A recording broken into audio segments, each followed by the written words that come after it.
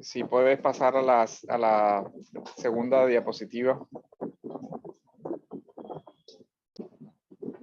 Bueno, aquí vemos el esquema de la teología, ¿verdad?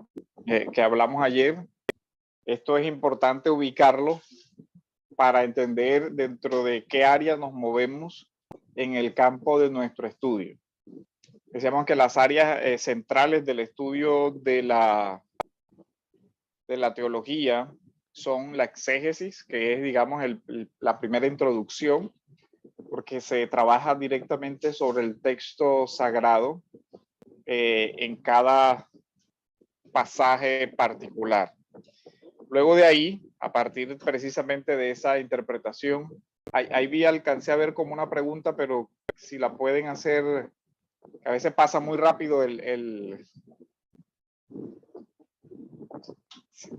no alcancé a leer, alguien puso una nota.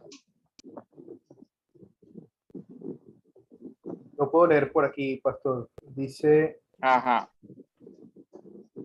me gustaría saber cuál es el otro concepto que nombró ayer que no era patrística. Es patrología. Ahora vamos a volver sobre la distinción, pero básicamente es los enfoques del estudio.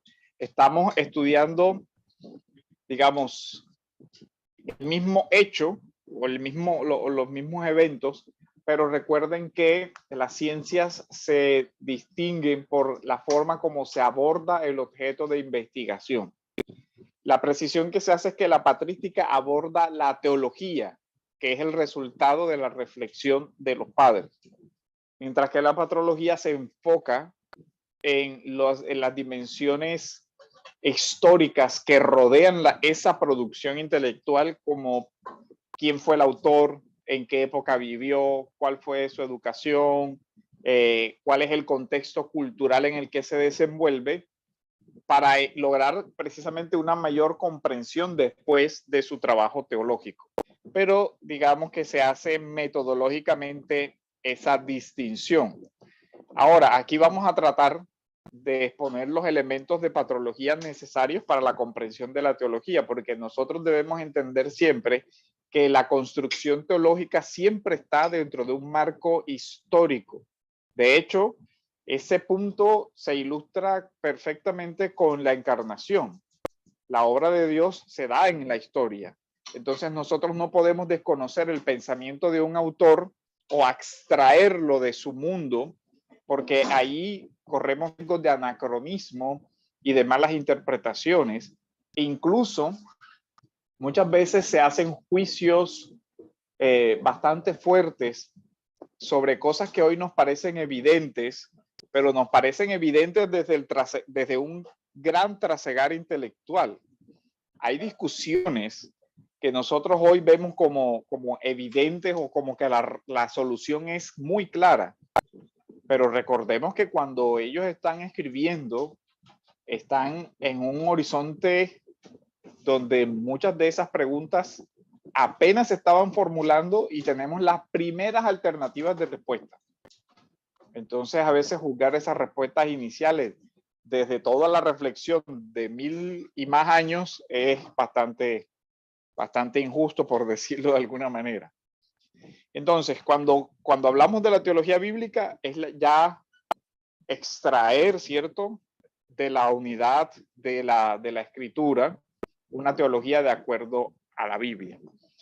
La teología histórica es esa rama de la teología que nos enseña el progreso del pensamiento cristiano, algunos lo llaman el progreso del dogma, o que nos muestra cómo la iglesia va desarrollando su teología a través de las etapas de la historia de la redención. Y en este punto es donde encontramos la patrística. La patrística, entonces, es el estudio de la teología de los primeros cristianos, sobre todo hasta el siglo V. Y aquí hay una diferencia fundamental con el abordaje que nosotros hacemos desde una óptica reformada y la óptica católica.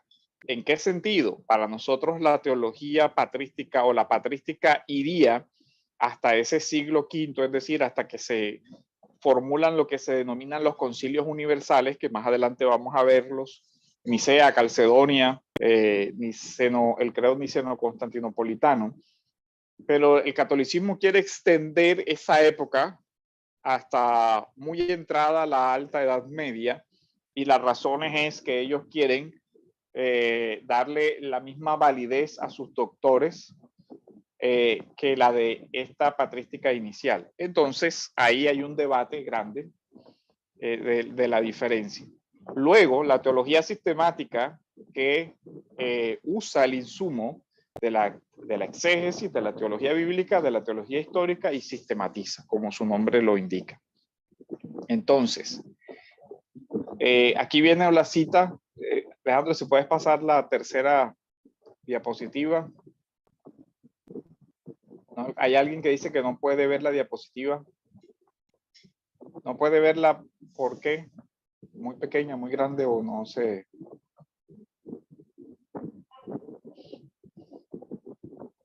Y es buena idea que confirmen si la están viendo, porque aquí Ok, ahora sí. Dice ahora sí. Okay. Bueno, esta fue la cita, ¿cierto? Que quiero que volvamos a reflexionar, y volvamos a reflexionar ahora ya, después de haber meditado en lo que vimos el día de ayer, sobre la necesidad del estudio de estas teología histórica, ¿cierto? Johannes decía: quien solo vive en su propio tiempo es fácilmente víctima de la moda. Y creo que lamentablemente la iglesia está padeciendo de eso. La iglesia se observa, pero muy pequeña. Le puedes dar en el computador, le puedes dar donde aparece para proyectarle en la pantalla completa. Ahí. Sí, vamos a Ahora hacer un sí intento. Lo que pasa es que a veces no cambia. Cuando lo colocamos así, no cambia. Los estudiantes no ven el cambio, pero vamos a ver cómo nos va. Bueno, acá se ve pantalla completa. No sé si alcanzan a verlo.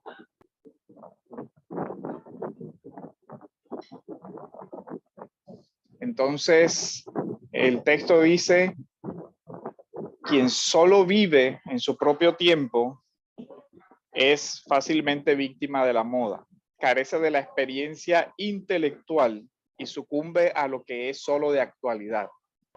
Y haciendo ese análisis, decíamos que esta es una de las razones por las cuales hoy la iglesia poco estudia la patrística, porque es más, si usted examina la producción de los libros modernos, ¿cuántas citas de este periodo consigue?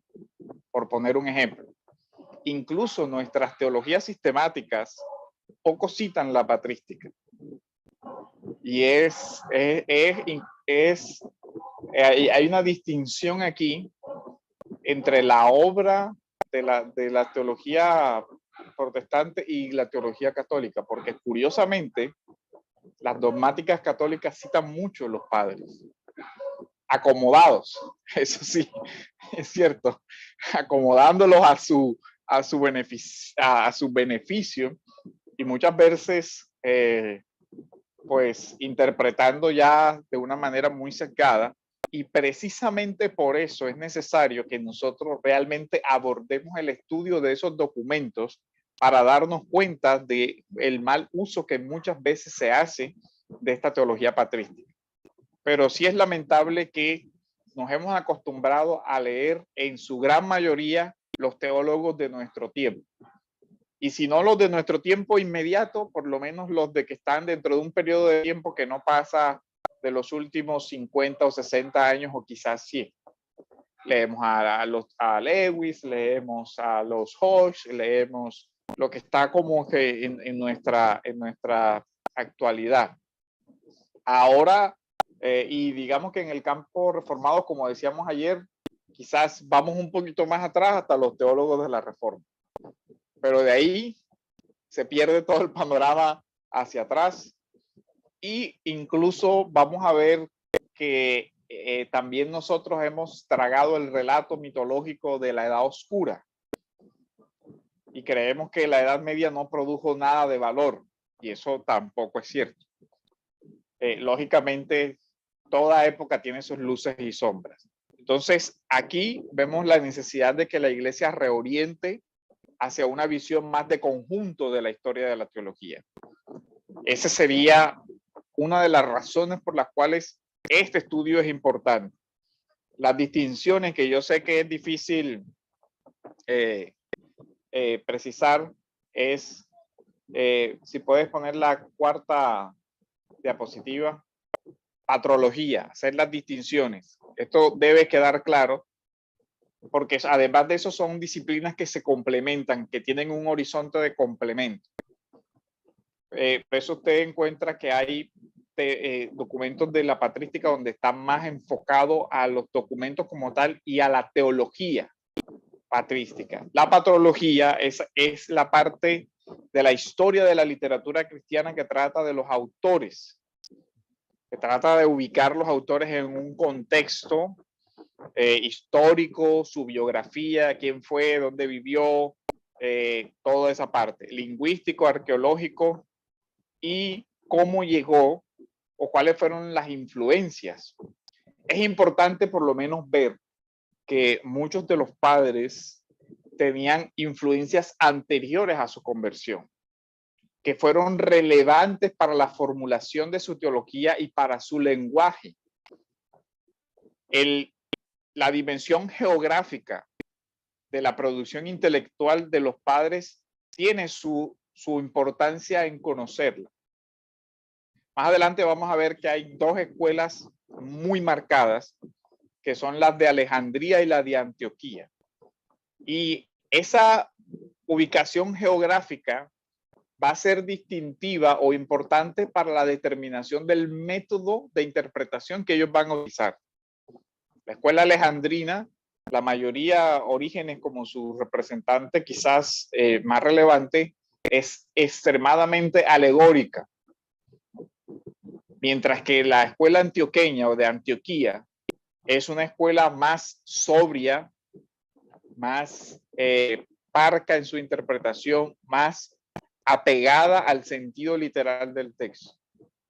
Y posteriormente vamos a poner un ejemplo de la interpretación de una escuela y de otra. Cuando lleguemos a la exégesis patrística vamos a poder ver cómo, por ejemplo, cuando se comenta la parábola del samaritano por autores de la escuela de Antioquía, son 2 o 3 líneas, esto significa esto, por esto, el sentido es este.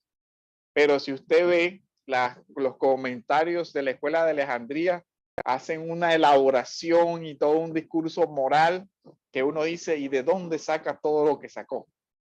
Entonces, eso es importante distinguirlo. La otra diapositiva ya es la patrística. Entonces, desde el punto de vista, ¿quién es un padre? La escritura o el mundo grecorromano también usaba la expresión padre para referirse a un discípulo de alguien, a alguien que engendró espiritualmente. Pablo incluso lo utiliza, mi hijo Timoteo, ¿cierto? Una expresión evidentemente no en un sentido literal, sino a Filemón, quien engendré en mis prisiones. Entonces, se refiere aquí, padre, a un sentido metafórico, no literal, de que hay alguien que transmitió una enseñanza y da un testimonio. Esto era muy común en el mundo clásico, en la paideia antigua. A los maestros se les consideraba padres y se les debía ese honor y respeto, acatamiento a su autoridad como si fuera un padre. De hecho, hay que entender que muchos en la academia antigua, los alumnos tenían una especial relación con sus maestros, al punto que algunos de los alumnos incluso vivían con sus maestros o vivían en los lugares donde se estudiaba. Y así el discípulo tenía cierta obligación de comportarse como si fuera un hijo, honrar a su padre, en este caso a su profesor. Así un padre de la iglesia es definido como un escritor de la antigüedad clásica que trató los temas de la teología cristiana y que se convierten como en ese fundamento de la elaboración posterior de la teología. ¿Podemos pasar la otra diapositiva, Alejandro, por favor? Entonces, a la pregunta, ¿quién es un padre? Se responde analizando los siguientes criterios, o se utiliza de forma clásica, acordada, los siguientes criterios. El primero, la rectitud de la doctrina. Es decir, que ese autor respete la regla de la verdad, o regula veritatis, como decían los latinos. Y esa regla de la verdad es la escritura. De hecho, muchos de los padres eran conscientes y ellos escriben que no se debe recibir su enseñanza a menos que esa enseñanza corresponda con la regla de la escritura.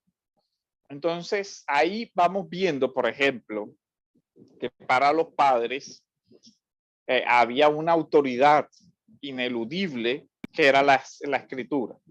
No fue que la Reforma sacó el sola escritura como un as debajo de la manga y que algún día se les ocurrió. Después vamos a ver citas precisas donde los padres hablan de que la primera autoridad es la escritura. Y la tradición apostólica se convierte en esta época en la regula fidei o en la regla de la fe. Sobre este tema de la regula fidei vamos a ir viendo. ¿Por qué? Porque en esta época es donde se producen una gran cantidad de interpretaciones. Entran el gnosticismo y entran a interpretar y reinterpretar las escrituras, y entonces se viene el problema de las herejías. Y los padres ortodoxos que dijeron, solamente es válida la interpretación que sea la autoridad, la escritura, y la interpretación que esté acorde con lo que nosotros sabemos que los apóstoles enseñaron. La regla de la tradición apostólica. Ahora, yo sé que causa cierta dificultad para nosotros hablar del tema de la tradición, porque por lo general la fórmula de la sola escritura se ha entendido como una autoridad sola en el sentido de que no hay ninguna otra, pero realmente la formulación es máxima.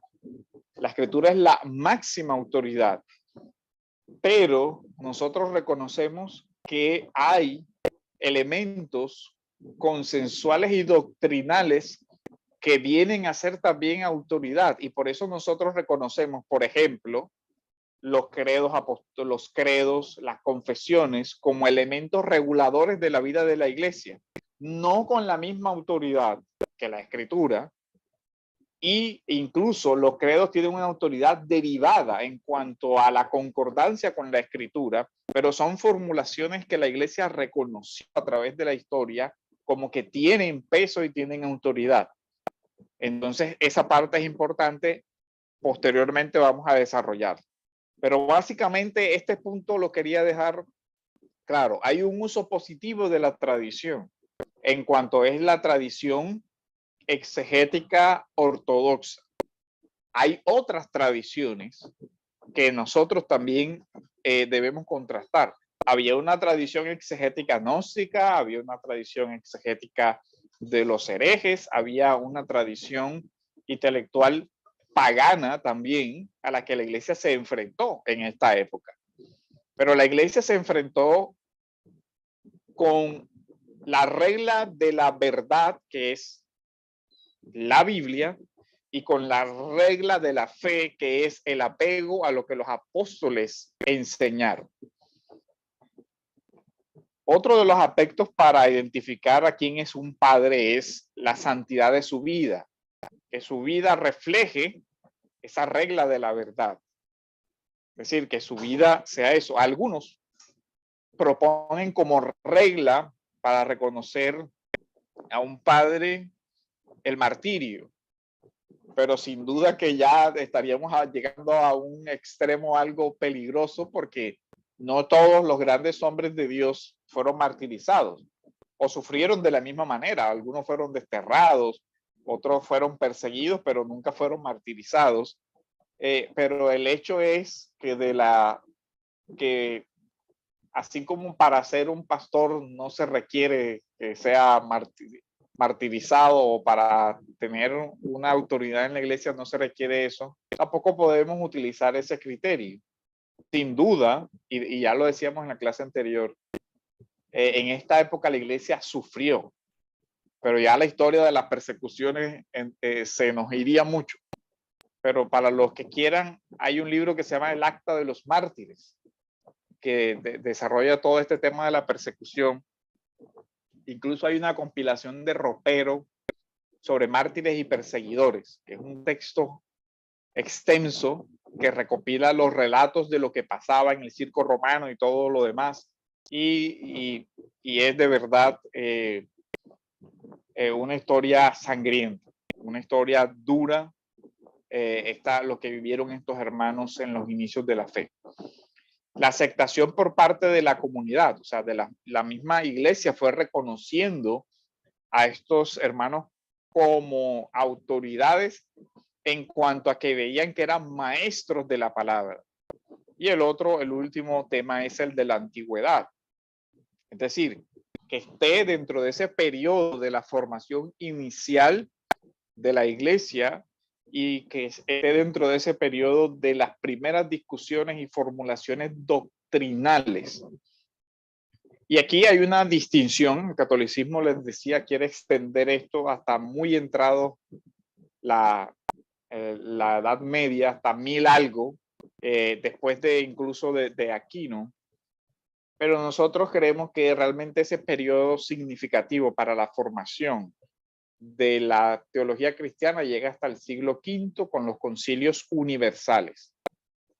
Ya de ahí en adelante no desconocemos que hay pensadores relevantes en la Edad Media, pero ya no cubrirían este periodo inicial de la tradición. Si podemos pasar a la otra diapositiva. La división metodológica de cómo se estudia esta materia. Hay varias formas de entrar al abordaje de la patrística. Una de ellas es tener en cuenta el aspecto lingüístico. Con el aspecto lingüístico nos referimos a que hay padres que escriben en griego y padres que escriben en latín. Esto también se debe a la diversidad geográfica en la cual estaban ubicados. Eso es importante tenerlo en cuenta. Y también eso implica una diferencia también en aspectos políticos. Hay unos padres que estaban en Roma que tenían una dimensión, digamos, había una legislación romana sobre el tema de los delitos de majestad. Y por eso se entiende la persecución como un delito contra el honor del emperador y todo lo demás. Entonces, esos contextos son importantes, pero principalmente de esos aspectos del régimen jurídico vigente en la vida de este padre, su cultura, el régimen político, el lugar geográfico, es tema de investigación. Otra forma de acercarnos al estudio de los padres es la cronología, cómo se fueron sucediendo. Y a veces para esto se utilizan como categorías los padres antes de Nicea, ¿cierto? El periodo que va, el periodo considerado desde este periodo después de la muerte de los apóstoles hasta la celebración del concilio de Nicea en el año 325. Son estos debates los que dan forma o los que terminan en Nicea. Y aquí es importante también entender que las declaraciones conciliares tienen una historia, tienen un debate. No es que nos sentimos contentos y felices, vamos a reunirnos y vamos a hacer un credo. No, detrás de los credos está un debate, está una batalla por la verdad, están reflexiones, escritos y muchas diferencias que luego se llevan a la resolución en estos concilios. Los padres posnicenos, después de Nicea, 325 hasta el 451, y los padres poscalcedonenses, o después de Calcedonia, 451. Este es el periodo, digamos, del esplendor patrístico o de los padres con mayor, digamos, despliegue filosófico y ya más teólogos, porque también nosotros vamos a ver que mucho de la primera patrística era una teología muy de ocasión y muy pastoral. ¿Por qué? Porque la situación de persecución, de sufrimiento, de aislamiento social, cultural que estaba viviendo la iglesia, hizo necesario que los padres se ocuparan más de dar ánimo, fortaleza a los hermanos para afrontar las situaciones de persecución que estaban viviendo. Pero luego vinieron otros debates. Ya viene el tema de quién es de Dios, de la unidad, de la Trinidad, y son debates más elevados. Luego viene el debate de la cristología, y así. Después viene el debate de la personalidad del Espíritu Santo, qué es una fuerza o qué es lo que pasa, y así se van construyendo ya una teología más sistematizada, una dogmática más exigente, un lenguaje mucho más preciso, una filología mucho más elaborada para construir un sistema teológico. Pero eso no surgió de la noche a la mañana y estamos hablando de casi un periodo de 400 y más años. Otra clasificación de los padres es la temática. Podemos pasar la otra diapositiva. Tenemos los padres apostólicos, que reciben ese nombre porque son los continuadores de la enseñanza y estilo de los apóstoles. Aquí vemos cartas a la semejanza de las cartas de Pablo y vemos algunas misivas tratando de solucionar problemas en la iglesia, como la carta a los Corintios, a los Magnesios, todo eso. Vemos un lenguaje muy similar, aunque es clara la distinción de la altura de la revelación a la formulación de estos documentos. Se ve notablemente la diferencia. Luego vienen los padres apologistas. Son los padres que se encargaron del diálogo, del debate de la iglesia con la cultura. O sea, estos padres se vieron en la necesidad de ver, de defender públicamente la fe. ¿Por qué? Porque se inician las persecuciones y muchas de esas persecuciones estaban dirigidas por emperadores o por grandes autoridades del mundo romano, sobre todo. Y por eso hay, por ejemplo, apologías dirigidas a Marco Aurelio, que era emperador romano, el famoso filósofo estoico que escribe sus meditaciones, que es un libro bastante interesante, porque refleja en algo el estoicismo un parecido muy grande con la ética cristiana. Y de hecho fue un grupo con el que Pablo se enfrentó en Atenas, los estoicos y los epicúreos. Pero la ética estoica es un poquito más cercana a la ética cristiana. Y precisamente ahí es necesario a veces que los padres hagan ciertas distinciones. Esto es semejante a, pero no es igual. Porque es que la ética cristiana tiene un elemento indispensable y central en la fe, la esperanza y el amor. Mientras que nosotros vemos que las formulaciones de la ética del paganismo de esa época, de la época del estoicismo, hace una fuerte énfasis en la voluntad del hombre, en la autorreforma del hombre, vía ejercicios de entrenamiento de la mente, del dominio de sí mismo y todo eso. Y Pablo dice, sí, hay cosas del dominio del cuerpo y el duro trato del cuerpo, pero que no tienen la forma de reformar la naturaleza humana. La esencia de aquí es la necesidad de la gracia. Entonces los padres tienen la necesidad de enfrentarse a las herejías, perdón, en primer lugar, a las filosofías que representan un reto para la fe cristiana. Los filósofos que comienzan a atacar, los pensadores como Celso, que se formula entonces en la respuesta a contra Celso, los padres heresiólogos, aquellos padres que se enfocaron en refutar las herejías que fueron surgiendo y tratando de frenar el influjo de esas herejías dentro de las comunidades nacientes. Entonces vemos esos padres ahora en debate. Vemos a un Atanasio, a un Hilario, los Capadocios, enfrentándose contra las herejías trinitarias, un Atanasio enfrentándose contra el arianismo, que sería el moderno movimiento de los testigos de Jehová, los padres que se enfrentaron al gnosticismo. Vemos a un Ireneo escribiendo contra todas las herejías. En fin, vemos esos documentos del debate. Esos padres hacen esa labor de proteger a la iglesia de todas esas nefastas influencias. Pero aquí también vemos algo.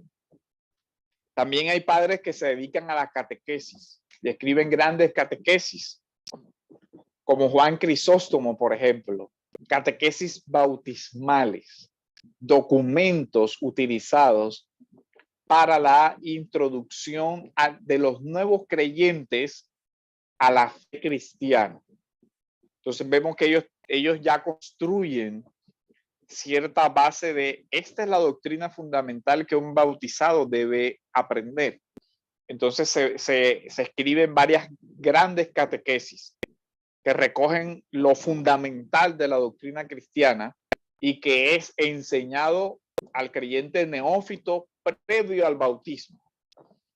Y aquí ve uno cómo es tan diferente. Cuando uno lee esas catequesis bautismales, lástima que acá no tengo, lo tengo en la otra biblioteca, les mostraba, hay varias que realmente cuando uno las lee, uno dice, esto no es para un neófito, esto realmente es un contenido doctrinal fuerte, no es los folleticos de rellene que utilizan algunas comunidades.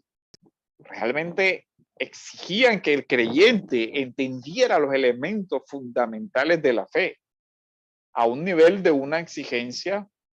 Uno dice, caramba, si esto era lo que le enseñaban a los nuevos, ¿qué es lo que le enseñan al resto?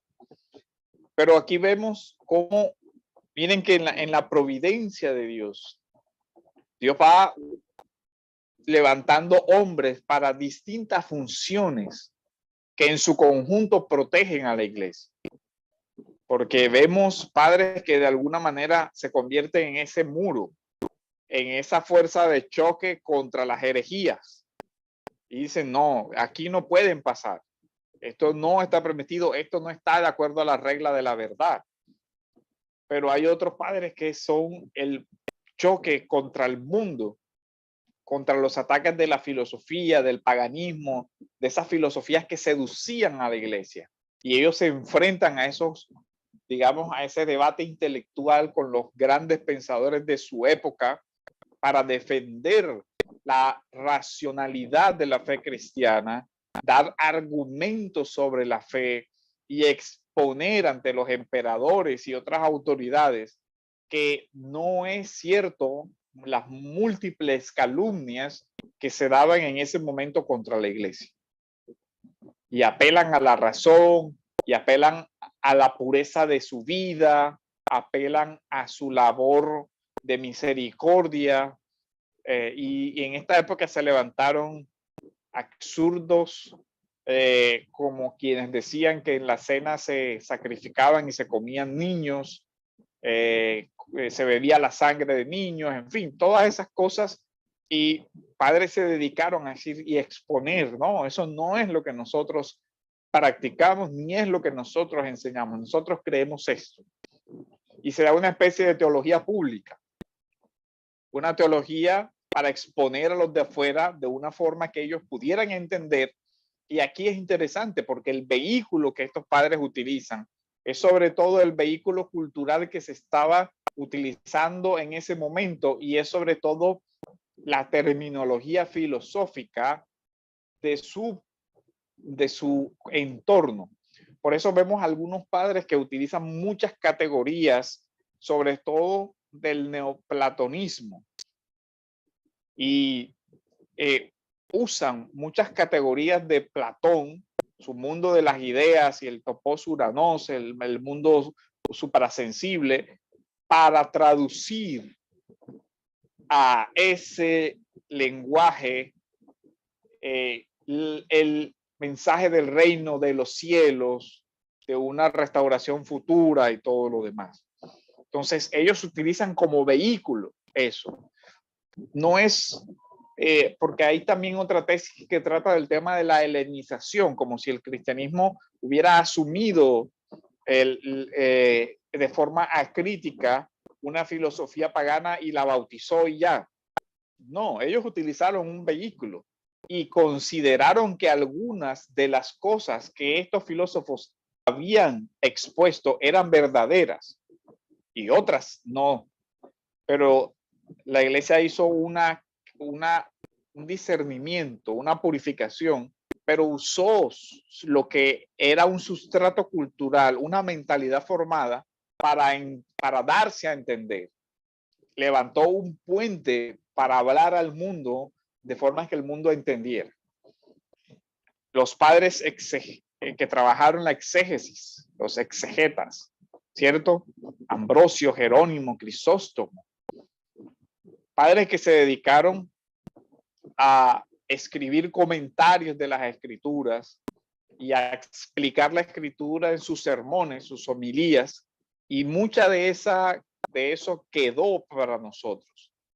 Y lastimosamente esa exégesis ha sido hoy, sobre todo a partir de la Ilustración, con todo el criticismo, ha sido despreciada como algo burdo, como algo de una época inferior y anterior que no tiene ningún valor.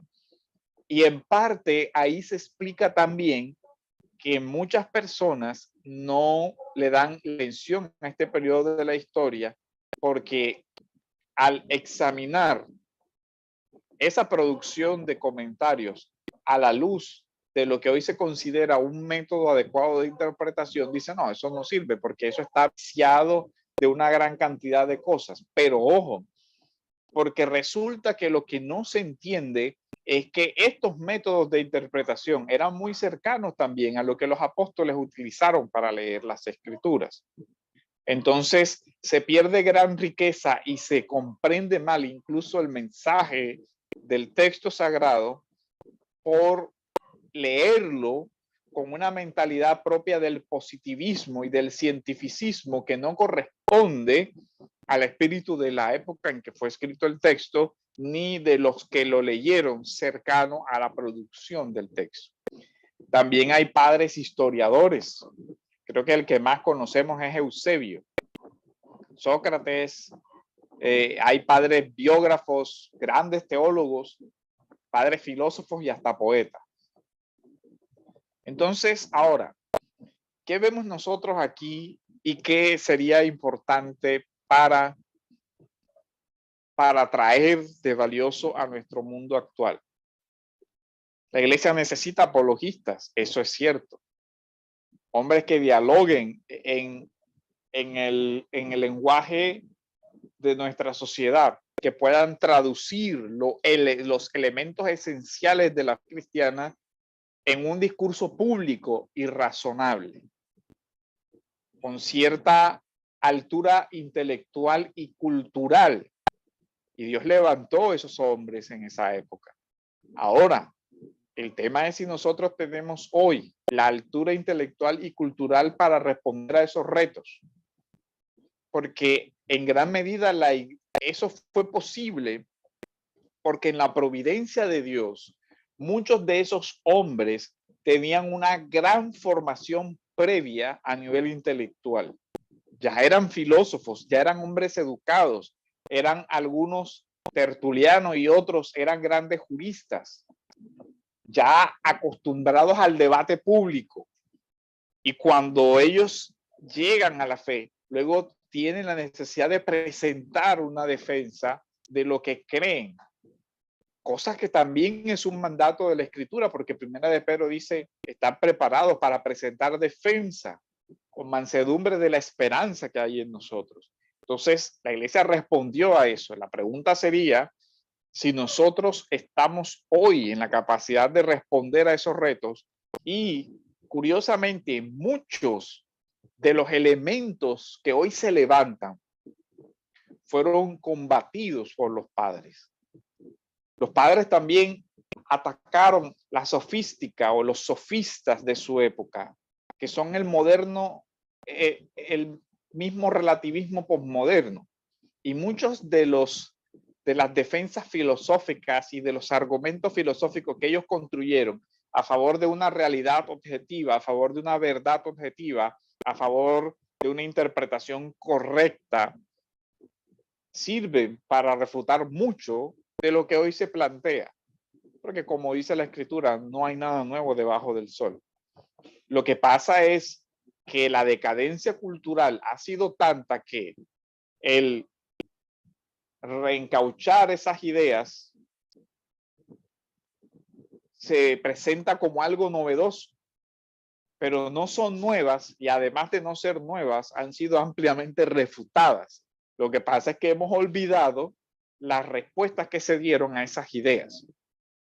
Y ahí hay una gran falencia. Por eso este estudio va a representar, si ustedes leen estos materiales, ahora, lógico, representa un gran reto el traducir ese lenguaje antiguo y esa conceptualización antigua y pasarla a nuestro mundo.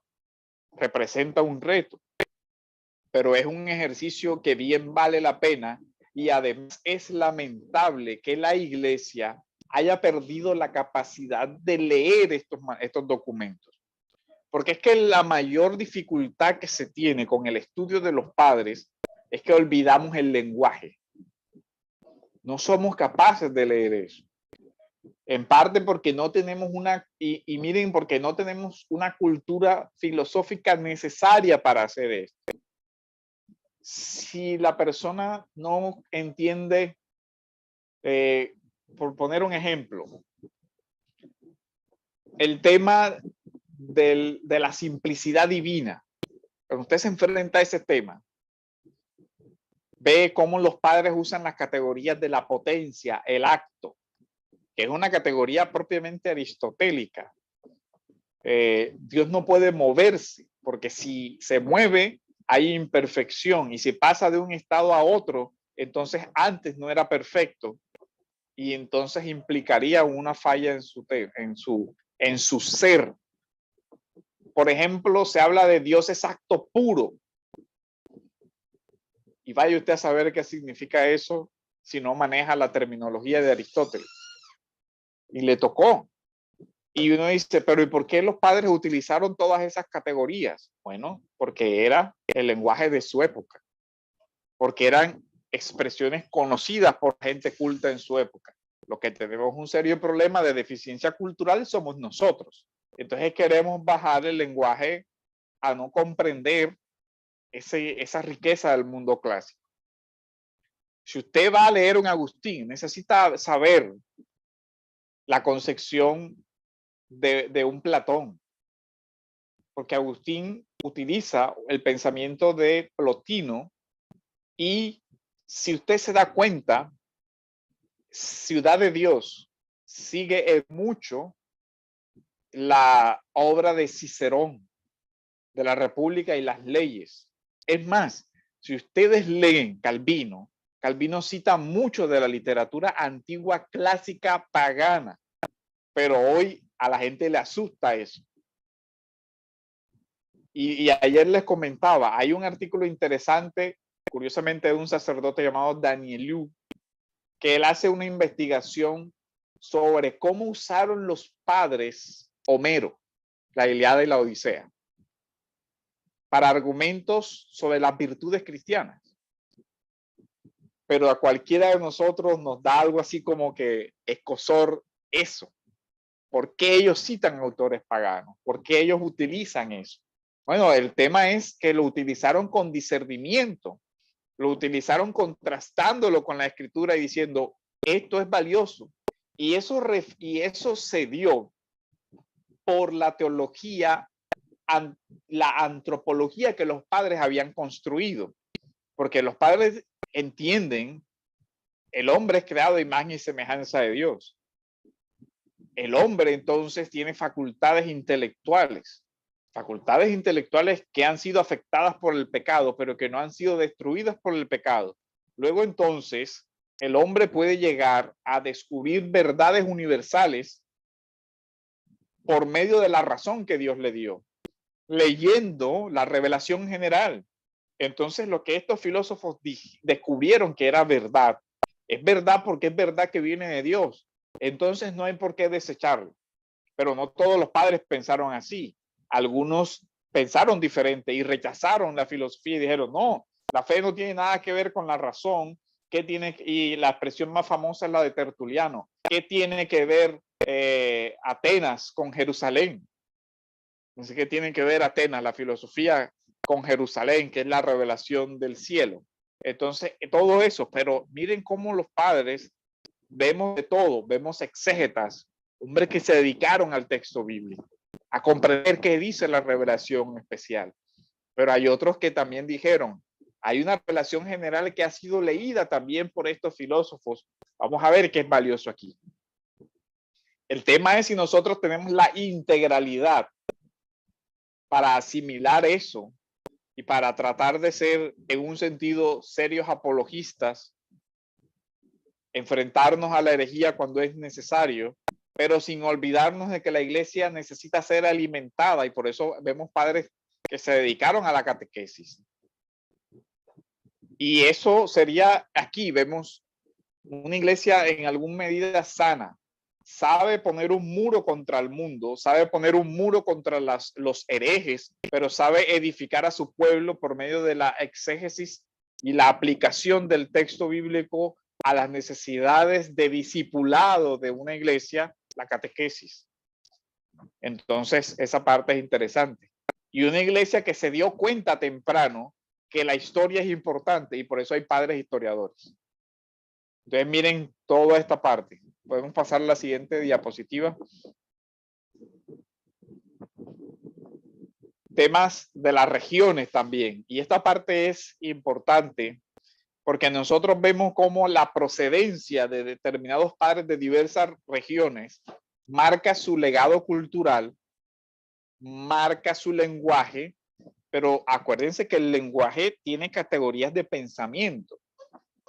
Los padres que fueron educados o que tenían el griego como la lengua materna, tenían una gran ventaja a la hora de enfrentarse al Nuevo Testamento, porque estaban familiarizados con esa mentalidad. Pero los padres latinos estaban más lejos un poquito y algunos nunca lograron aprender los idiomas. Otros padres aprendieron los idiomas bíblicos. El hebreo, incluso, muchos se dedicaron a aprender el hebreo y lo lograron. Y fueron grandes biblistas porque aprendieron los idiomas originales. Pero uno ve, por ejemplo, un Agustín que sigue con su latín, que usa traducciones ya, y a veces usa traducciones no muy buenas, y eso genera ciertas dificultades en su interpretación, porque era el mundo de su época, y a veces se juzgan esas cosas de una forma exagerada, así como se juzga también las imperfecciones de la reforma o de las conclusiones de algunos reformadores de una forma ligera a la luz de hoy. A veces sobre todo a los jóvenes que uno ve en esos temas, yo a veces les digo, es que no es lo mismo la vela que el internet. Y se quedan como, ¿cómo así, pastor? Y claro, que tú estás estudiando, ellos estudiaron con vela, sin internet, sin buenos libros, sin las traducciones que tú tienes hoy, sin los diccionarios que tú tienes hoy, sin la facilidad de acceso al conocimiento que tú tienes hoy. Si tú ves la traducción de Lutero de la Biblia, ¿por qué la hizo? Tenía un solo diccionario a la mano y no eran las condiciones que de pronto han tenido los traductores de hoy. No, era un hombre que estaba por allá metido en un cuartico, no muy cómodo, escondiéndose para que no lo mataran y estudiando con vela, mientras que nosotros tenemos hoy todas las facilidades del mundo.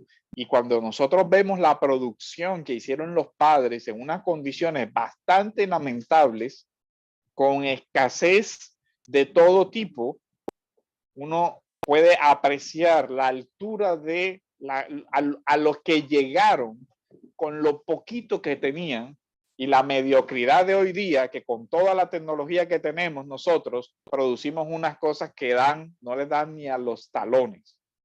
Eso sí debería dar vergüenza, porque si uno ve la producción intelectual de muchos que se llaman cristianos, uno dice, su nivel de cultura es tan pésimo que eso no llega, mejor dicho, a nada.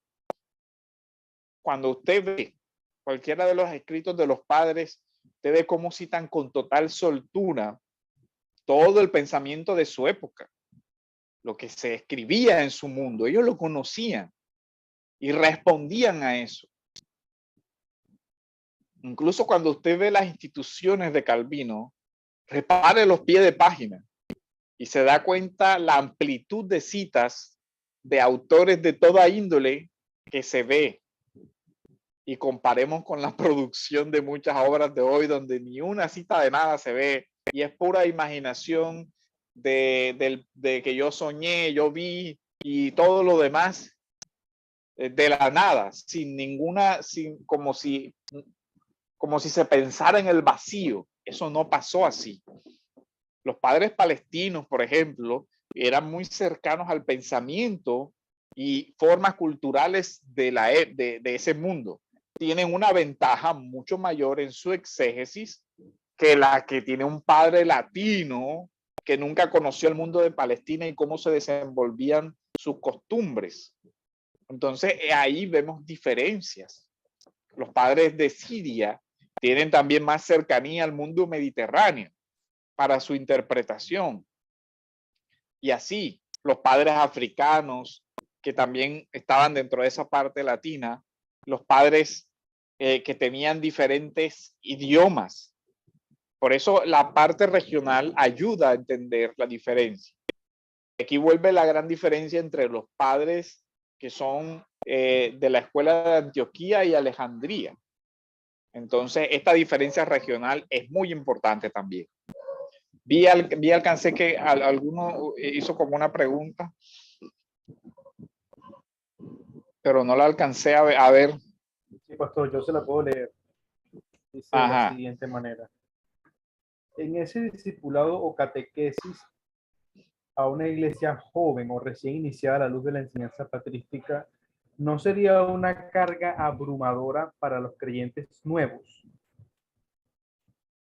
Parece que el hermano está relacionando como lo que sucedía en aquel entonces con lo que sucede hoy en día. Es lo que entiendo. Ok, ahora mire. La introducción a la fe exige para el nuevo creyente la comprensión de los elementos esenciales. Fides, fe, para muchas personas no tiene la idea de conocimiento, pero para el lenguaje de la Biblia sí lo tiene. ¿Qué debo conocer yo para ser salvo? Doctrinas complejas, la encarnación, la muerte, la resurrección, la expiación, el perdón de los pecados. O sea, son temas profundos. ¿Quién es Jesús? ¿Quién es tu Salvador? No, te salva. ¿De qué? Bueno, el pecado. Bueno, ¿y qué es el pecado? Bueno, eso es antropología. Tengo que enseñarle la vida, el hombre es esto, el hombre necesita un salvador por esto. Entonces, evidentemente que no es que yo le voy a soltar un manual de patrística a una persona nueva, porque seguro que la va a ver compleja. Pero lo que yo sí puedo es traducir. Ahora, hay elementos actuales, o sea, hay confesiones más recientes donde yo puedo decirle, pero miren que ahora más adelante vamos a ver mucho de la liturgia bautismal era con el credo apostólico. O sea, creo en Dios Padre, creo en su Hijo, creo en el Espíritu Santo y todo lo que implica. Si usted ve la estructura del credo, es una estructura trinitaria. Creo en Dios Padre omnipotente, creador del cielo y de la tierra, creo en Jesucristo, su hijo, nacido de la Virgen, muerto bajo Poncio Pilato, que fue crucificado, muerto y sepultado, que se levantó de la tumba, creo en el Espíritu Santo, Señor y dador de vida. Y cada de esas cláusulas era expuesta, era explicada. Y mínimo eso era la declaración pública de fe en su bautismo. Hipólito registra, por ejemplo, que a los bautizados, una de las fórmulas bautismales que Hipólito registra era que se le sumergía 3 veces y se le preguntaba, ¿crees en Dios Padre? Y el bautizado tenía que responder con creo en Dios Padre omnipotente, lo sumergía. ¿Crees en su Hijo, nuestro Señor Jesucristo? Creo que Él murió, resucitó, ascendió a los cielos, lo ¿crees en el Espíritu Santo? Sí, creo en el Espíritu Santo, Señor, dador de vida, así. Entonces hay un contenido doctrinal. Pero ahora, si comparamos eso con la forma como bautizamos hoy, de pronto los que estamos equivocados somos nosotros. Porque las primeras comunidades exigían una declaración de fe muy, muy clara, con un contenido específico. ¿Crees esto? Porque si no, no. Y a medida que se fueron desarrollando las herejías, la exigencia fue mayor. ¿Crees que Jesucristo es consustancial al Padre? No, que se parece, que es semejante. No, porque eso es arianismo. No eres creyente, eso es una herejía. Confiesas esto muy preciso. Toda la palabra, todo el debate fue una palabra. El famoso homoousios. ¿Qué es lo que significa semejante? ¿Es igual o solamente que se parece? No, se parece. Dice, no, él no es Dios, porque parecerse a Dios no es igual a ser Dios. Eso es muy diferente. Parecerse, bueno, que yo me parezco a mi papá es una cosa, pero que el padre no se tenga alguna semejanza con el hijo es diferente a que sea de la misma naturaleza del hijo, porque entonces no hay divinidad en el hijo.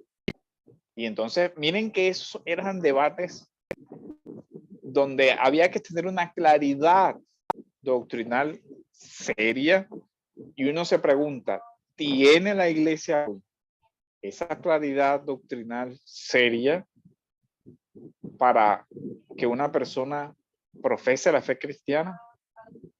No tanto. Siendo honestos, no tomamos el discipulado del bautismo con la seriedad que muchas veces debemos darle, con la instrucción que debe darse la persona, y que esa misma persona pueda examinar a ciencia cierta. Yo creo, yo no sé allá, pero acá nos pasa mucho que mucha gente pregunta, pastor, ¿será que yo debo bautizarme de nuevo? ¿Por qué? Porque es que yo cuando yo me bauticé yo no entendía nada de esto. Me dice, bueno, el tema es obviamente la fe, si realmente te bautizaste siendo un generado, porque tampoco podemos caer en un gnosticismo de necesitas conocer esto para ser salvo. Pero lo cierto es que preocupa cuando eso es tan repetitivo. Doctor, yo no sé si yo realmente, porque yo no entendía qué era la expiación, yo no entendía esto, yo no entendía esto, yo no entendía esto. Bueno, entonces, ¿cómo te bautizaron? Me dijeron que creyera y yo creí. Dice, bueno, es complicado. Entonces, ahí nos hace falta. Ahora, la labor pastoral y la labor que ustedes están ejerciendo es la misma que hicieron los padres, de traducir, ¿no? De traducir a nuestro lenguaje eso, de actualizar eso, ese lenguaje complejo. Esa es la labor del maestro. Te hace ese trabajo y lo va a digerir y lo va a transmitir para que los hermanos más pequeños lo entiendan. Esa es nuestra labor y para eso es que usted se está preparando. Para eso es que usted está haciendo este tipo de formación y ayudar a que esos hermanos después puedan llegar, ¿cierto? A familiarizarse con eso y a profundizar la fe. Pero evidentemente que hay grados y hay materiales que usted va trabajando a su debido momento.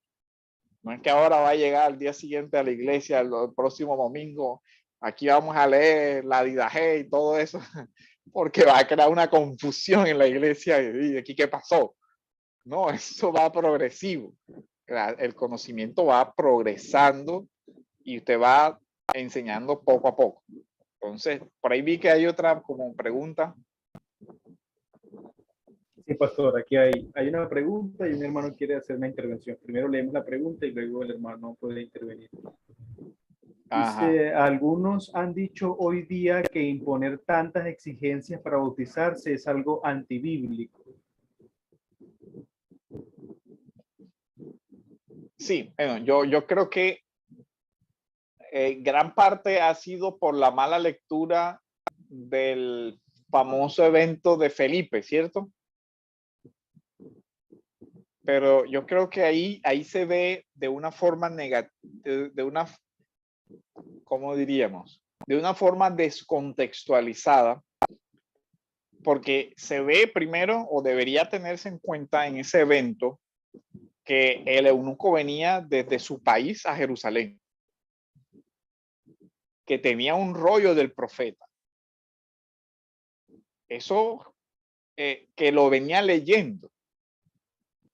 Entonces él venía leyendo el texto. Ahora, entonces ya es alguien que desde que se movió de su país a Jerusalén, alguna idea tenía ya, alguna comprensión tenía. Desde que está leyendo los profetas, ya se ve que por lo menos algo de las escrituras ya sabía, pero no conocía el cumplimiento de esas escrituras. Y lo otro es que los relatos de los evangelios nos presentan un resumen de las situaciones, porque el texto dice que se acerca a Felipe y le predica el evangelio. Y al final, cuando lo va a bautizar, dice, ¿crees que Jesucristo? Y dice, sí, yo creo que Jesús es el Señor. O sea, ya hay una declaración doctrinal que se entiende que comprendió a partir de que le explicó el texto, porque todo comienza con que va leyendo Isaías y Felipe se acerca. ¿Entiendes lo que lees? Es una pregunta. Y la respuesta es también significativa. ¿Y cómo podré si nadie me lo explica? Entonces se entiende que no sabemos exactamente cuánto tiempo transcurrió, cuánto tiempo le enseñó y todo lo que le enseñó, porque el texto nos da un resumen, le enseñó el evangelio. ¿Qué es el evangelio? Bueno, la vida, la obra, la muerte, la resurrección de Cristo. Y después ahí te da la confesión. Al final él dice, ¿crees en Jesucristo? Creo. Pero ese creo pasó desde la incomprensión a la comprensión, desde no entender a entender. Entonces ya hay una confesión de fe. Una confesión de fe que implicó una transformación de su comprensión sobre el evangelio, los hechos del evangelio. ¿Qué tiene que saber? ¿Quién es Jesús? Jesús es el que cumple las escrituras de Isaías, que por lo menos eso supo. Que Jesús entonces es aquel de quien Isaías habló, que es el Cordero, que fue inmolado, que fue que la mano del Padre lo sacrificó, que murió, que resucitó y que es Dios. Creo que Jesucristo es, creo en él. Ahora creyendo, ¿qué impide que yo sea bautizado? Dice, ah, no, ya crees. Bueno, ahora te bautizo. Entonces, ahí está el tema. Si se hace esa lectura, entonces uno dice, bueno, hay elementos del evangelio esenciales que el bautizado debe conocer. Y eso es innegociable. Si una persona no entiende el significado de la muerte de Cristo, no debería ser bautizado. ¿Qué es que está confesando? Si Romanos 6 te habla de que es la muerte y la resurrección, el bautismo es a semejanza de la muerte y resurrección, ¿qué está confesando él si no entendió el significado de la muerte y la resurrección? Por lo menos es de la redención, del perdón, de la cruz. ¿Qué significa eso? No estamos hablando de que tienen que manejar toda la teología dogmática, por supuesto que no, pero hay un contenido esencial que deben manejar. Y ese contenido esencial en la primera patrística se formuló o se usó con el credo.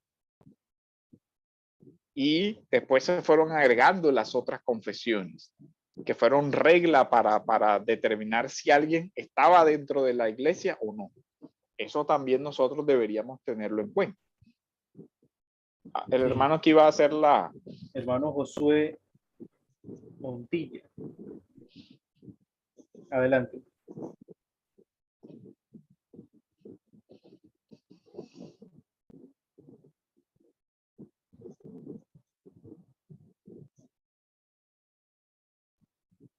Hermano Josué.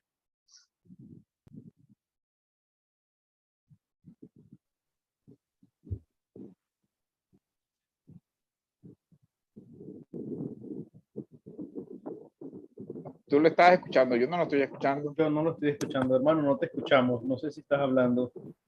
Desactivaste el micrófono, pero no te escuchamos.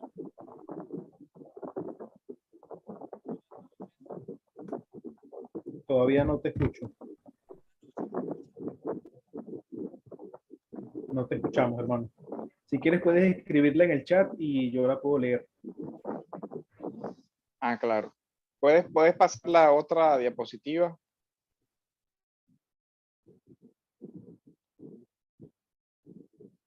Ahora vamos a ver los tres esquemas cronológicos o para el estudio del periodo patrístico. Temático, padres apostólicos y posapostólicos. Primero y segundo siglo hasta el 150 más o menos. Padres apologistas. Segundo siglo, final de las persecuciones hasta el 311. Los padres de los heresiólogos. Segundo siglo, tercer siglo, cuarto siglo. Y los principales teólogos a partir del 180 hasta Calcedonia. Entonces, miren esta parte que es interesante. Porque miren como el desarrollo cronológico. Primero los padres que necesitaron fijar su comprensión del mensaje apostólico.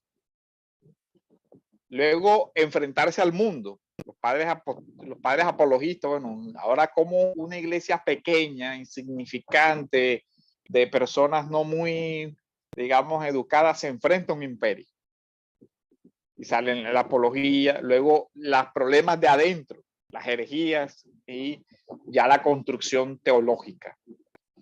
Y también aquí vemos el esquema del desarrollo dogmático, los padres prenicenos, antes de Nicea, después de Nicea y Calcedonia. Así, puedes pasar la otra hoja, igual vamos a ir un poco rápido para poder ir adelantando. Esto yo les voy a pasar las diapositivas. Padres del segundo siglo, Ignacio de Antioquía, Clemente de Roma, Policarpo. Tercer siglo, Irineo de León, Hipólito, Clemente, Orígenes. Cuarto siglo, Atanasio, los grandes capadocios. Jerónimo, Ambrosio. Y del quinto siglo, Agustín, Cirilo de Alejandría, Hilario, León Magno y los padres hasta el sexto al octavo siglo. Ahí vemos ya una gran cantidad de autores que pocos son conocidos.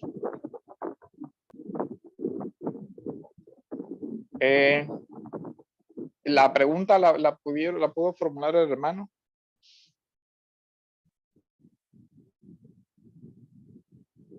Todavía no, pastor. Déjenme revisar aquí el WhatsApp. Quizás. Por aquí aprovecho y les recomiendo una obra que esta no la he alcanzado a leer porque es reciente. Bueno, ustedes no me ven, ¿verdad? Sí, ahí lo vemos, pastor. Sí lo vemos. Sí, esta lo alcanzan a ver. Pero no leemos. Bueno, yo no puedo leer bien. Veo la imagen de Ahí, 3 padres. ahí se ve. No. No mucho. La obra. Bueno, este es un tratado de inspiración bíblica, un acercamiento patrístico. Michael Graves. Es una documentación sobre el concepto de inspiración de los padres. Esa es una obra que yo les recomiendo. Por acá tengo otra. Déjenme y busco un momentico. También les quiero recomendar. Ahora no la veo, esta mañana la vi por aquí. Estas son obras que salieron hace poquito, traducidas. Michael Hacking escribe no sé si lo alcanzan a ver, Redescubriendo a los padres de la iglesia. Estas obras las publicaron recientemente, salieron creo que el año pasado, a finales de año, traducidas por Kerigma y tienen unos elementos bastante interesantes. Redescubriendo la teología, redescubriendo a los padres de la iglesia, cómo eran y cómo moldearon la iglesia. El otro documento sobre la inspiración en la patrística es un texto súper interesante. Este de Michael Hacking, sí ya lo pude revisar y me pareció muy bueno de verdad. El otro de la inspiración todavía no lo he podido terminar. Pero hasta lo que he leído me pareció una documentación muy buena. Entonces no sé si el hermano ya pudo de pronto hacer la Todavía pregunta. No. Hermano, Bueno, Rubén, ¿puedes activar el micrófono o puedes enviar la pregunta al chat y la puedo leer?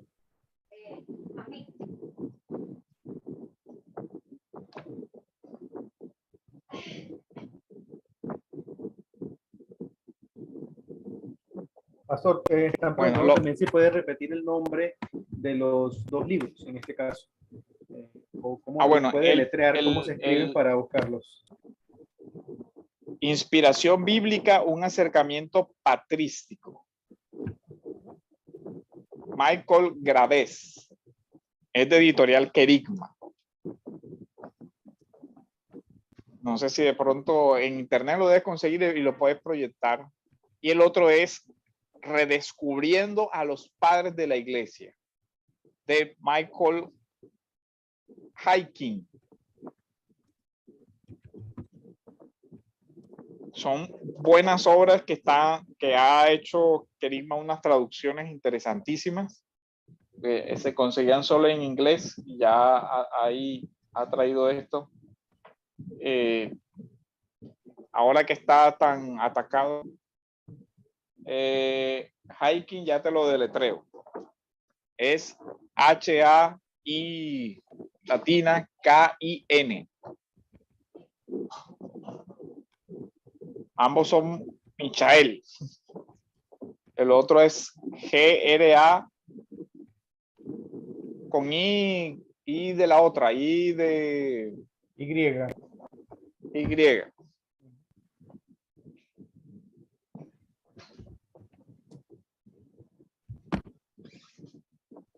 Así ha hecho. De hecho, ahorita te mando fotos para que les puedas mandar fotos también y lo puedan ver. Perfecto.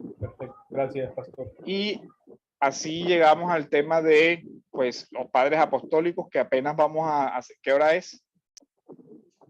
No sé cómo estamos de tiempo. No tengo aquí. Aquí son las 8:35, pastor, exactamente. Ok. ¿La clase cómo va? O sea, ¿es hasta qué hora? Es hasta las 9, o si desea podemos hacerlo igual que ayer.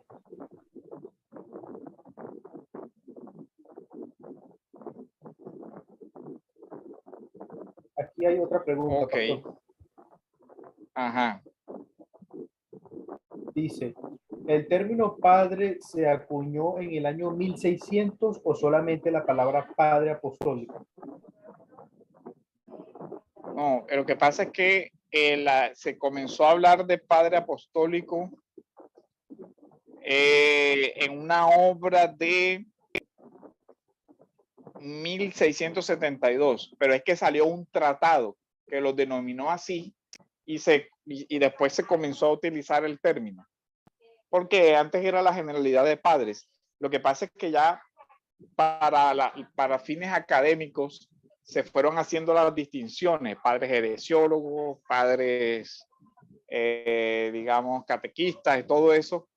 Entonces se cayó en la precisión de que habían padres que habían estado más cercanos al tiempo de los apóstoles y que incluso algunos se cree que fueron discípulos de los apóstoles y que fueron los primeros que comenzaron a escribir. Entonces se les designó padres apostólicos.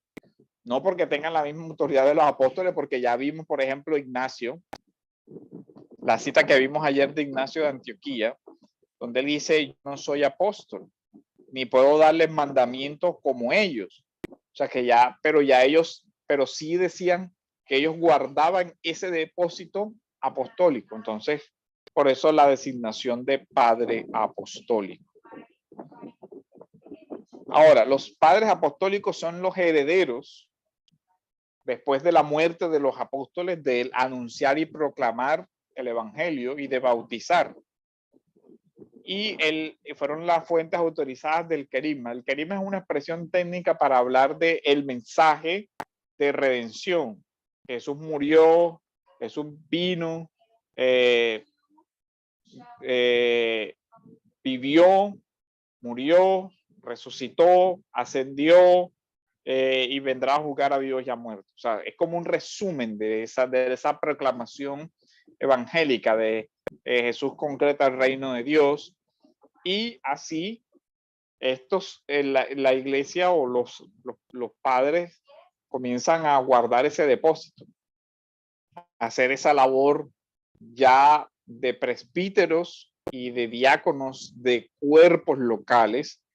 Y ahí, digamos que se considera que estos maestros recopilaron, capturaron esa tradición apostólica que recibieron y que van transmitiendo a sus iglesias, y así se van construyendo digamos que esa tradición apostólica.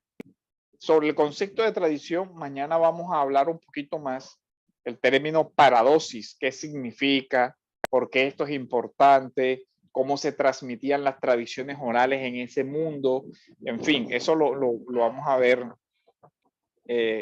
con detenimiento.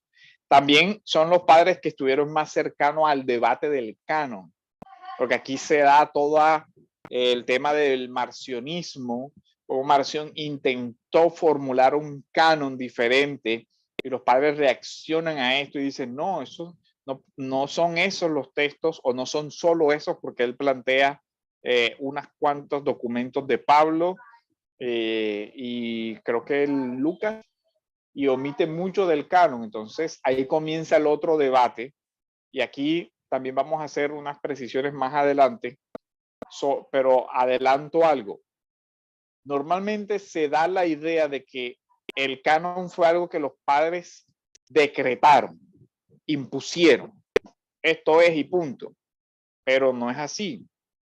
Recuerde que se va formando en las iglesias una conciencia canónica. Un texto clave para entender el concepto de conciencia canónica está en Tesalonicenses, cuando Pablo le dice a los tesalonicenses, ustedes recibieron el mensaje del evangelio como es en verdad, no como palabra de hombre, sino como palabra de Dios. Entonces, note usted, cuando los tesalonicenses reciben la carta, Pablo se refiere muchas veces en esa corta carta al evangelio que les predicó y al evangelio que ellos reconocieron como palabra de Dios. Ahora, el evangelio que Pablo predicó de la vida, muerte, obra, resurrección de Cristo, cuando esa comunidad recibe luego los evangelios escritos, no es esa la primera vez que ellos van a escuchar ese mensaje. Ellos pueden contrastar, esto sí fue lo que a mí me predicaron y esto está aquí. Luego, esa tradición oral previa hace que las iglesias reconozcan estos documentos. Pablo le dice a los Gálatas, el evangelio que les prediqué, ¿cierto? Ese evangelio no puede ser cambiado ni por un ángel del cielo, ni por mí mismo. Y si alguien intenta hacerlo, sea anatema. Entonces, ya la iglesia tenía esa conciencia de esto es palabra de Dios. Esto es mensaje que viene del cielo. Cuando comienzan a recibirse los evangelios en su forma escrita, la iglesia tenía muchos años, 30, 40, 50, de haber entendido esos evangelios por la tradición oral. No eran nuevos. Y por una tradición oral formal, que es una tradición litúrgica. Porque en las comunidades se enseñaba eso, la catequesis. Se enseñaba ese mensaje. Luego, cuando ellos ya tienen el texto escrito, pueden decir, sí, esto fue lo que a mí me enseñaron. Lo recibimos porque sabemos y confirmamos que fue lo que nos enseñaron. Contrario a las enseñanzas nuevas que venían llegando como aparentes evangelios, porque los gnósticos y los otros grupos también comenzaron a decir, no, esto también es evangelio. Pero las iglesias ya tenían una formación por la tradición preliteraria y dijeron, no, eso no fue lo que a mí me enseñaron. No recibimos eso. Y así se fue formando un consenso. Y ese consenso después se traduce en el reconocimiento del canon, no en la creación del canon. Entonces, ese punto es muy importante, porque los padres fueron testigos de ese reconocimiento del canon, pero no que ellos se inventaron eso. ¿Ok? Entonces, ahora, la denominación de padres apostólicos proviene de una obra de Giovanni Battista Cottier de 1672. A partir de ahí se viene utilizando ese apelativo para los autores que cumplieron los requisitos que dijimos al principio, ¿se acuerdan? Doctrina, vida, antigüedad, todo eso. Y que estaban más cercanos al periodo donde los apóstoles vivieron y que fueron después de la muerte de esos apóstoles. Y aquí entran Clemente, Hermas, Ignacio, Policarpo, y ahí se comienzan a publicar ya esas obras y a sistematizar. Y después ya encontramos manuales de padres apostólicos como las compilaciones que les pasamos que hizo Ropero u otras compilaciones donde ya se encuentran las cartas de esos padres.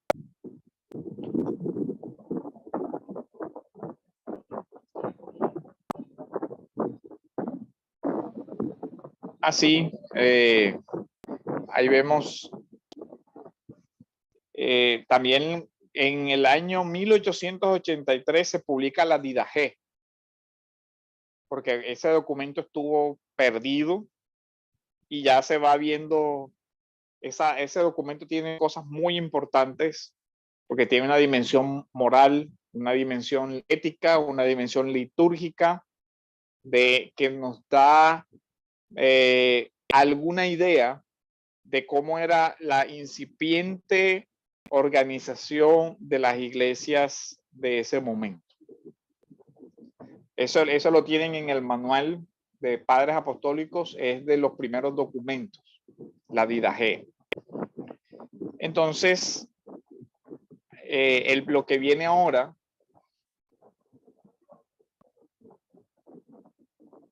ahí alcancé a ver algo, pero no.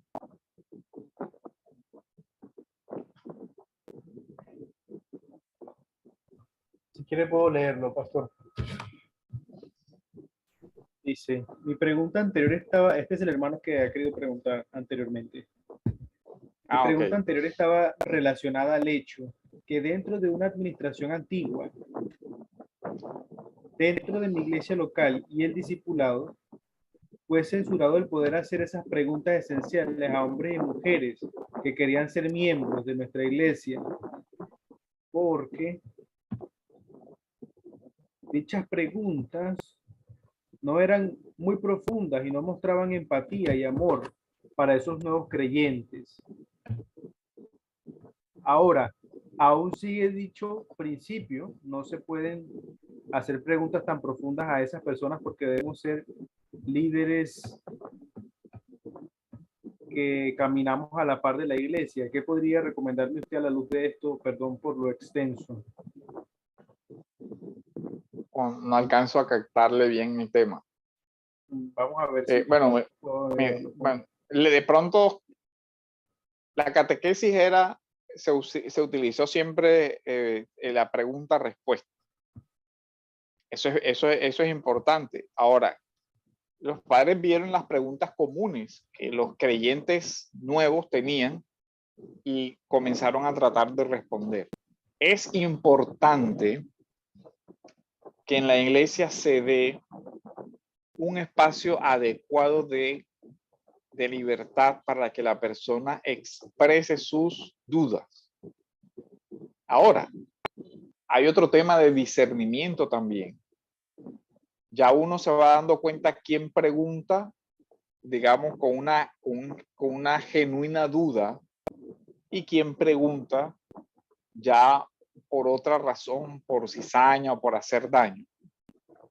En cualquiera de los casos, el que pregunta por una genuina duda y el que pregunta por cualquier otra motivación incorrecta, la iglesia tiene el deber de dar una respuesta a esas inquietudes. ¿Cómo? Hay una en que no podemos preguntarle si puede ser salvo. Sí, dice, no podemos hacer preguntas esenciales. Por ejemplo, ¿cómo esa persona considera que es salva? O sí, ¿cómo ese creyente se considera que es salvo? O sea, que en la iglesia tienen como la idea de que ese tipo de preguntas no se pueden hacer. Y eso es lo que le entiendo a la pregunta. Pues. Ajá, exacto, eso es lo que le entiendo, no. Sí. Dice sí, exacto. Bueno, ahí el enfoque es diferente porque realmente nosotros estamos llamados a que por medio del evangelio la persona examine su vida. Un llamado al arrepentimiento no es posible sin que esa persona se cuestione sobre su vida. Y esas preguntas incómodas son necesarias. ¿Tú crees en el evangelio? Sí. ¿Y por qué crees? ¿O qué te da la seguridad de que crees en el evangelio? No, por esto y esto. Ok, está bien o está mal. Y se corrigen los acercamientos. Bueno, ¿se acuerdan cuando Aquila y Priscila con... ¿Cómo es el...? Apolos. Lo llaman. Estaba predicando algo y ellos le cuestionan algo. ¿Y tú conoces el Espíritu Santo? Yo no he escuchado nada de eso. Y dice, bueno, mira, el Espíritu Santo esto. Le cuestionan, le preguntan y le hacen una pregunta incómoda. O sea, ¿tú crees? ¿Tú has escuchado? No, no conozco eso. Y bueno, le explican. Así es con el nuevo creyente. Lo que pasa es que esa parte se ha perdido. Y se ha perdido también por muchas cosas. Uno, porque nos hemos dejado influenciar como por esa sensiblería o esa cuestión de no digas nada incómodo, una especie de autocensura. Y también porque a veces no hay personas adecuadamente preparadas para responder. La forma más sencilla de resolver ese problema es no pregunte. Y eso también genera otros problemas. Porque no le pregunta a usted, pero le pregunta al doctor Google. Y puede terminar siendo peor el tema. O va y pregunta y otro hereje sí le responde. Entonces, uno, en primer lugar, es responsabilidad del discipulador hacer esas preguntas incómodas. De, ¿eres salvo? ¿Te has arrepentido? ¿Dios ha cambiado tu vida? ¿Realmente tú ves un cambio en tu vida? ¿Hay un antes y un después? De hecho, una de las preguntas que particularmente a mí me gusta hacer cuando hago entrevistas de personas que solicitan ser miembro es, ¿cuál fue tu experiencia de salvación? ¿Cómo tú estás seguro que te arrepentiste? ¿Cuál fue el hecho que marcó tu vida donde tú dijiste soy un pecador y ya aquí tengo que cambiar? Porque eso hace parte de ver la obra de Dios en el corazón de esa persona. Evidentemente, no que dé detalles delante de todo el mundo, yo hacía esto y hacía esto y hacía lo otro, pero sí, por lo menos dice, eres consciente que eres un pecador y que necesitabas arrepentimiento. ¿Cómo fue ese cambio, esa conversión? Porque miren, nosotros estamos construyendo comunidades que, ¿cómo se podría decir? Son superficialmente unas aguas tranquilas, pero por dentro son un hervidero de muchas situaciones que no se han manejado adecuadamente. Entonces, después de muchos años es que comienzan a salir de esas cosas. ¿Por qué? Por esas dinámicas o esas políticas de mejor no toquemos los temas difíciles, mejor vamos todos despacito, démonos con calma, no hablemos de esto porque incomoda al uno, no hablemos de esto porque incomoda al otro. Y ahí es donde uno tiene que decir, como Pablo, bueno, si yo quisiera agradar a los hombres, no fuera siervo de Cristo.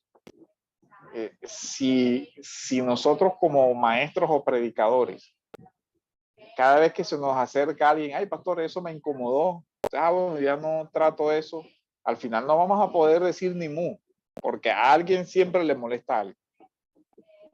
Ahora, lo que nosotros tenemos la responsabilidad es de cerciorarnos de que estamos diciendo lo que la Escritura está diciendo. Y si la Escritura dice esto y yo lo predico y alguien se incomoda, pues, hermano, me da mucha pena, pero debes examinarte, porque a eso te llama el Señor. O sea, con todo el amor, con todo el buen gesto del mundo, pero es importante en una comunidad de fe que la persona pueda preguntar genuina y tranquilamente y que aprenda eso, que aprenda a exponer sus dudas, porque tenemos muchas personas con una gran cantidad de situaciones porque no preguntan y no crecen, no se desarrollan porque no resuelven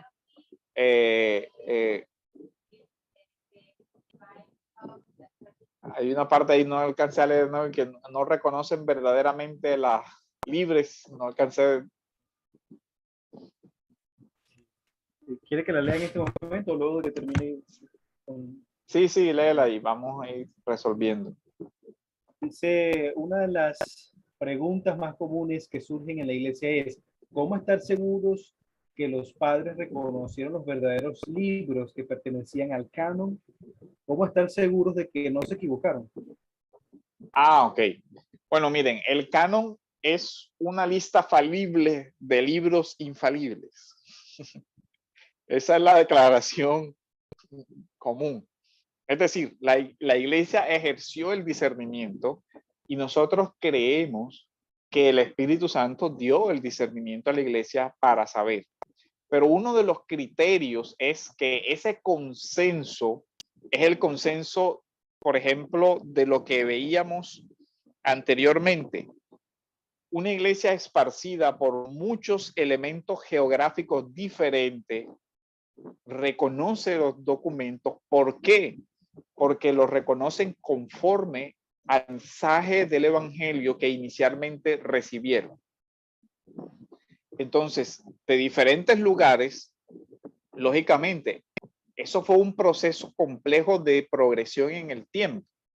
Porque si yo soy una iglesia, por poner un ejemplo, en el Asia, donde ejerció una gran influencia el apóstol Juan, donde lo conocieron más de cerca, su estilo, su forma de escribir, todo eso, su mensaje, y recibo un Apocalipsis de Juan, esa comunidad que inicialmente estaba bajo la tutela de Juan tenía una gran ventaja para reconocer la enseñanza previa. Recuerden que no estamos en el mundo del Internet, donde digamos que un apóstol que vivía en una región era muy conocido, su mensaje, su forma de hablar o lo que él decía era familiar a los que estaban en esa región. Posiblemente algo conocía de las otras comunidades lejanas, pero no era como hoy.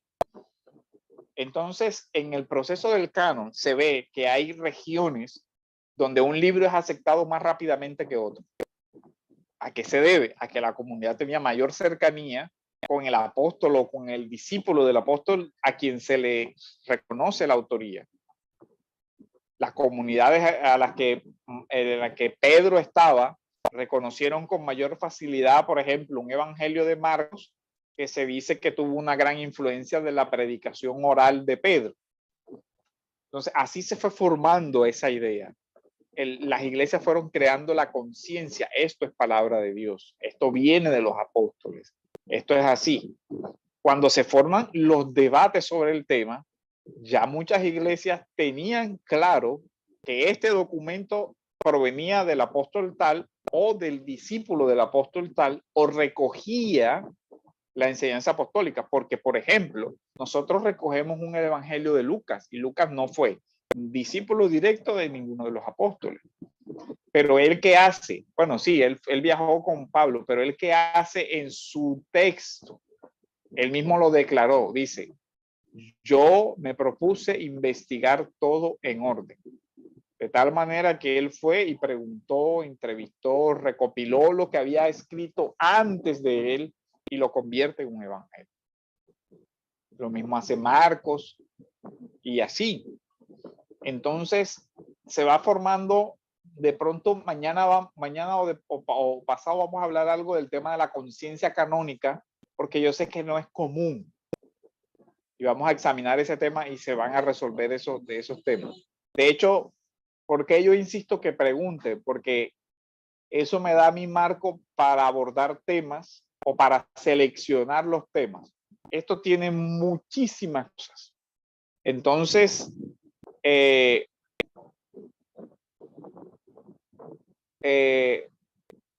sucede?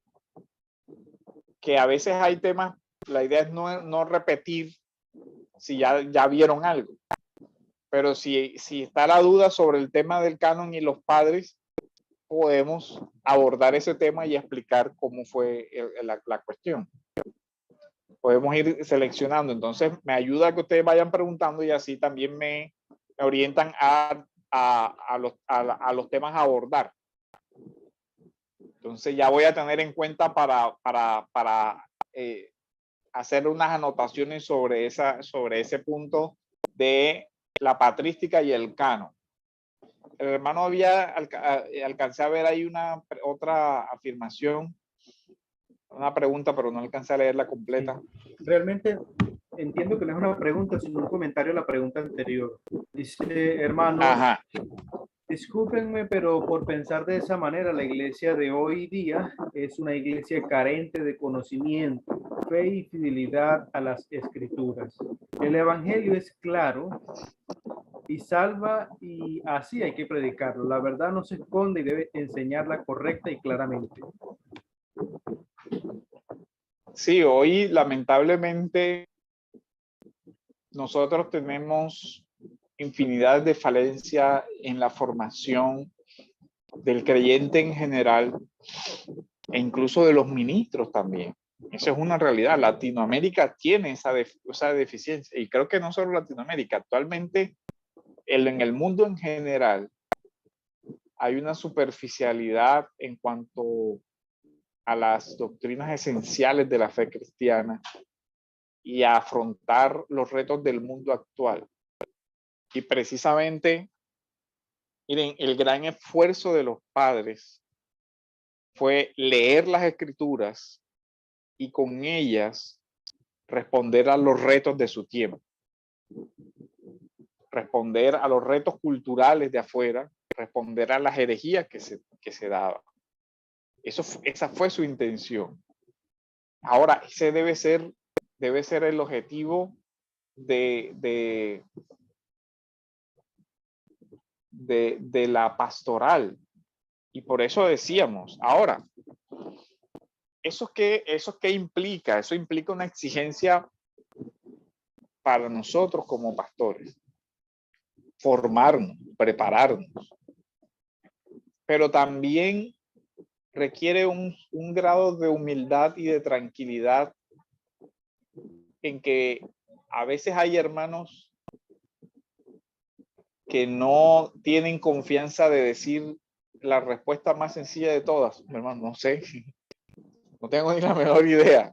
Eso nunca lo había pensado o eso nunca lo había estudiado, pero bueno, vamos a investigar. Pero el tema es que no se puede censurar una pregunta o una duda genuina de alguien porque yo no la sé. Si no la sé, simplemente tengo que decir, no la sé. Que no somos expertos en todos. Y hay cosas que manejamos y otras cosas que conocemos lo esencial o lo básico y ya. Pero sí debe ser el discipulado sobre todo. Un espacio donde la persona pueda preguntar todo. Porque lo triste del tema del discipulado es que se está convirtiendo en un asunto dogmático en el mal sentido de la palabra, en el sentido de repita después de mí. Ya sabes repetir, listo, ya eres un discípulo, punto, se acabó. Y la evaluación es si puedes repetir bien. Si usted puede repetir el credo apostólico bien, no importa que no entienda ni pío de qué se trata, pero lo repite. Y si lo logras repetir de memoria, te bautizo, ya, listo, se acabó. Y sale 10 años por allá, ¿no? Lo que pasa es que yo creo que Dios el Hijo es una manifestación de Dios el Padre. ¿Cómo así? Si eso es una herejía. Ah, no, pero es que yo repetí el credo bien y a mí nadie me dijo nada de eso. Porque no hay una comprensión real de lo que se le está enseñando. Más, si no pregunta, es su obligación preguntar. ¿Tú entiendes esto así? Sí. Ah, bueno, listo. ¿Estás entendiendo bien o no? Y así uno va creando la dinámica. Lo que pasa es que tristemente muchas iglesias no tienen esos espacios. No tienen esos espacios donde una persona pueda preguntar. Pero eso es importantísimo realmente para el crecimiento. ¿Cómo se resuelve esta situación de la vida? ¿Qué hago aquí? ¿Qué hago acá? Y no, mira, la escritura puede resolverlo de esta manera, orientar. Eso es un discipulado. Eso es realmente un discipulado, porque noten que la expresión dice enseñándoles a guardar, y guardar ahí significa a vivir, a aplicar, a obrar de acuerdo a la escritura. No era a repetir.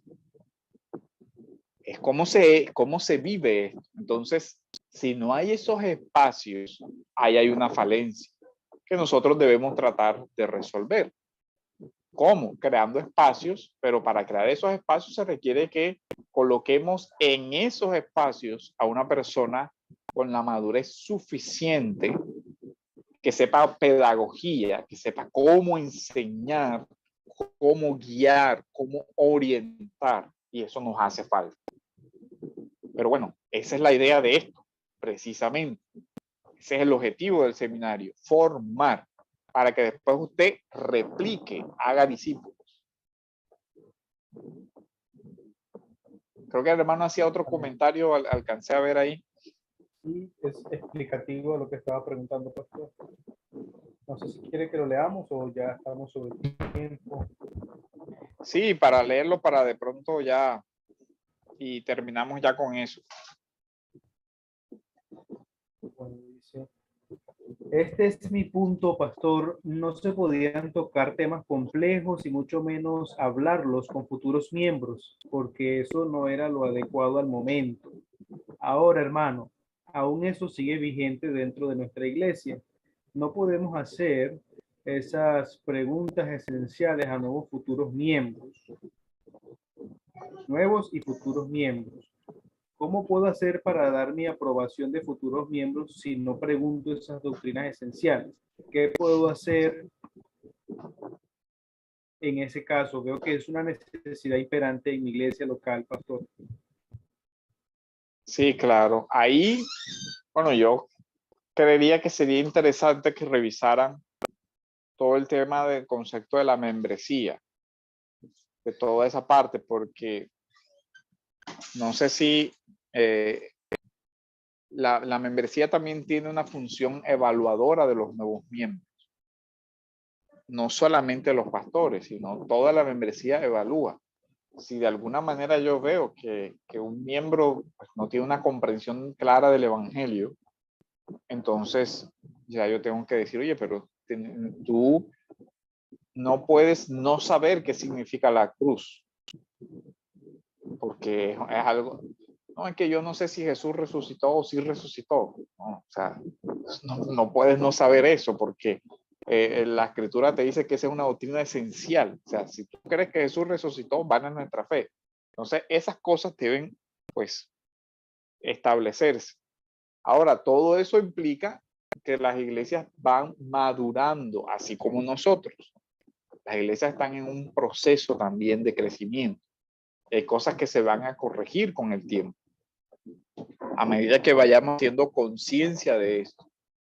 Ahora, tampoco se trata de que toda la iglesia se convierta en una santa inquisición, de perseguir a todo el mundo para ver si tiene una correcta teología y hacer un examen.